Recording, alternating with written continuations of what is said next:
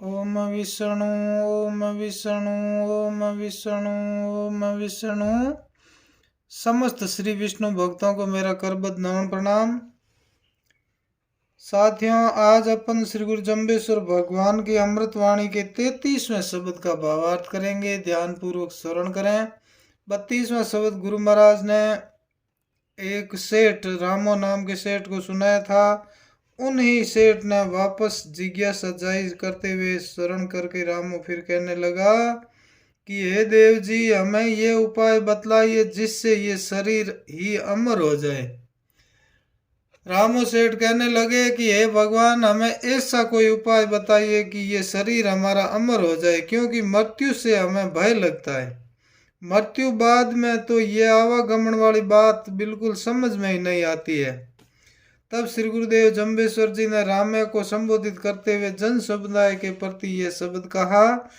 ओम कवण न हुआ कवण न होसी किर्ण सया दुख भारू कवण न गैया कवण न जासी कवण रया संसारू अनेक अनेक चलंता दीठा कलिका मानस कौन विचारू जो चित होता सो चित नाई भल खोटा संसारू किसकी माई किसका भाई किसका पक पर वारू भूली दुनिया मर मर जावे न चिन्हो कर तारू विष्णु विष्णु तू भण रे प्राणी बल बल बार मैं बारू कसणी कसबा भूल न बेबा भाग परापति सारू गीता नाद कविता नाऊ रंग फटार सटारू फोकट प्राणी भर में भूला भल जे यो चीनो कर तारू जामन बरण भिगोवो चूके रतन कयाले पार पहुँचे तो आवागमन निवारू। इस प्रकार गुरु महाराज ने रामो सेठ बढ़िया को ये शब्द स्मरण कराया कि हे रामो, कौन इस संसार में नहीं हुआ तथा कौन फिर आगे नहीं होंगे, अर्थात बड़े बड़े धुरंधर राजा तपस्वी योगी कर्मठ इस संसार में हो चुके हैं और भी भविष्य में होने वाले हैं।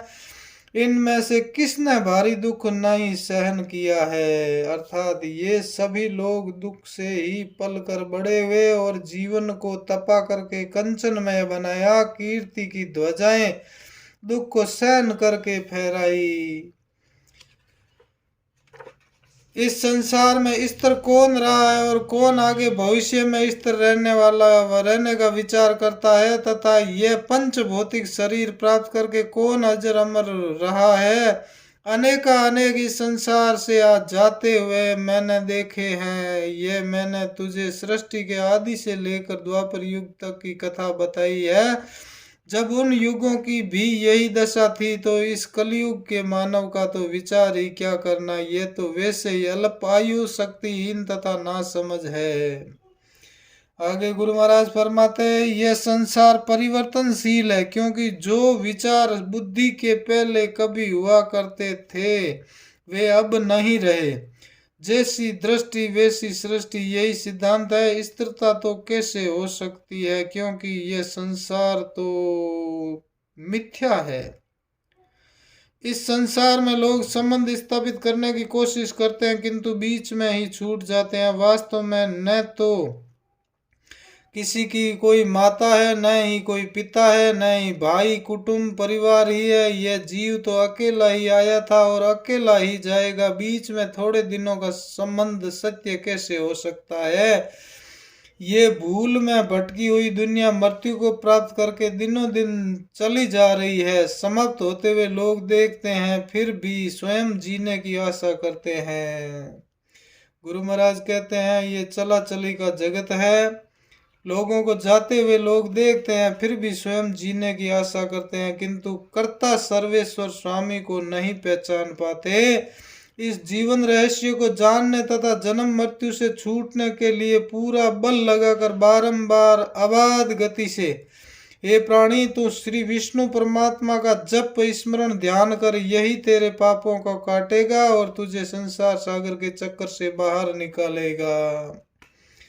यदि तुझे जीवन में कुछ प्राप्ति करनी है तो सदा सचेत होकर परिश्रम करते हुए हर समस्या या कठिनाई से जूझने के लिए कमर कसकर तैयार हो जा। जरा भी भूल या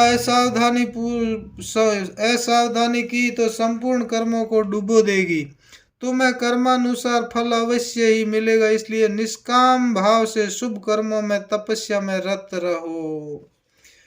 भगवान श्री कृष्ण के मुख से निकली हुई गीता अनहद नाद वाणी है। यह कोई किसी कवि द्वारा कल्पित कविता नहीं है। गुरु महाराज गीता जी के बारे में बताते हैं कि श्री कृष्ण भगवान के मुख से निकली हुई गीता अनहद नाद वाणी है। यह कोई किसी कल्पित कवि द्वारा रचित कविता नहीं है।